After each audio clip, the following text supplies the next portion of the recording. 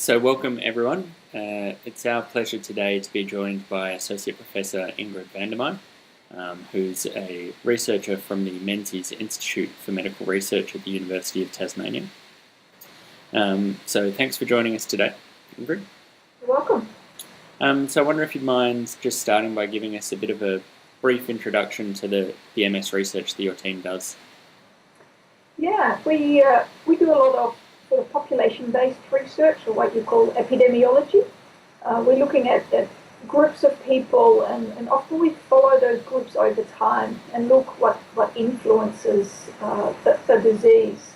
So in this case, we're looking at people with MS. We follow them over time, and then we look at factors that might influence the progression of the disease, or we look at factors that might improve their quality of life. Okay. And so are there any specific studies that you want to talk about today that are going on? Yeah, there are a number of large studies that we're doing. One of them is the Australian MS longitudinal study. So this is a study that's actually funded by MS Research Australia, and it follows about 3,500 people with MS. So they live all over Australia. They get surveys, a number of surveys each year, and we look at a lot of things that influence how people go. We also use it for advocacy, so it's important for MS societies, some of the outcomes that we have, so they can look after their clients in a better way, because often data can be very powerful in getting something done from a government. So yeah, that study is being used both for research as well as for advocacy. So there are a number of new directions that we're going into with this study, which are quite exciting. But we're hoping to go beyond just the normal surveys. So we're hoping to go beyond just doing the normal surveys. There's also linked data with other data sources that are already out there. So we don't need to ask every question from our people with MS, but we can use data that is already collected as part of, for example, the pharmaceutical benefit scheme, or the Medicare, or data that is collected by the neurologists, for example. And another big study that we're doing is a study on primary progressive MS, because we often in our studies we can't look at a subgroup of people with primary progressive MS because it's not big enough. So we need to do studies in their own right, really focusing on people with primary progressive MS to try to understand what causes this disease and what influences the progression of this disease. Because at the moment there are no treatments for people with primary progressive MS. We've done incredibly well in terms of treatments for people with felt onset MS, but we haven't done very well at all for people with primary progressive MS, and that is something that we really want to change.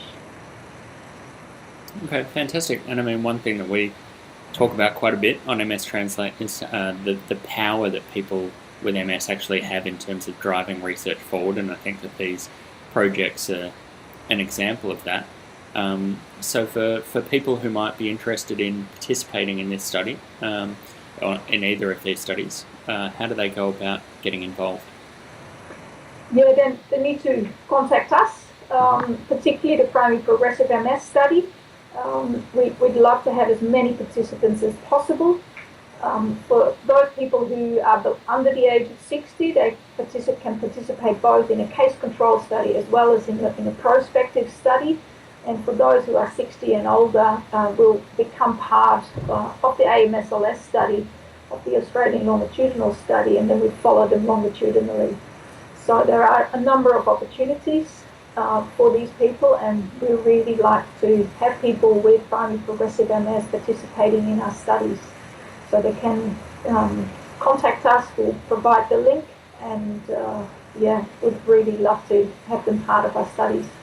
But also people with bowel onset MS, secondary progressive MS, anybody is welcome to participate in the Australian MS longitudinal study.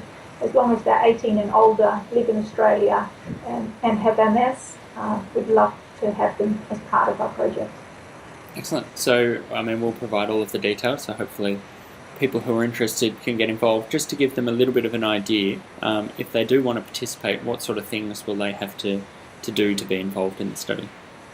So for the primary progressive MS study, if they're under 60, there will be a phone interview, and they will complete a calendar that they will send out to them. And if they are 60 and older and participate in the longitudinal component, most of the things will be done either online or via hard copy questionnaires that they can complete in their own time. All right, fantastic. Well, thank you very much for your time today, Ingrid. We hope that you hear from a lot of people who want to get involved in these studies, and I'm sure that we'll talk again soon to get some follow-up on the outcomes of these studies as well, because I'm sure people will be interested in that.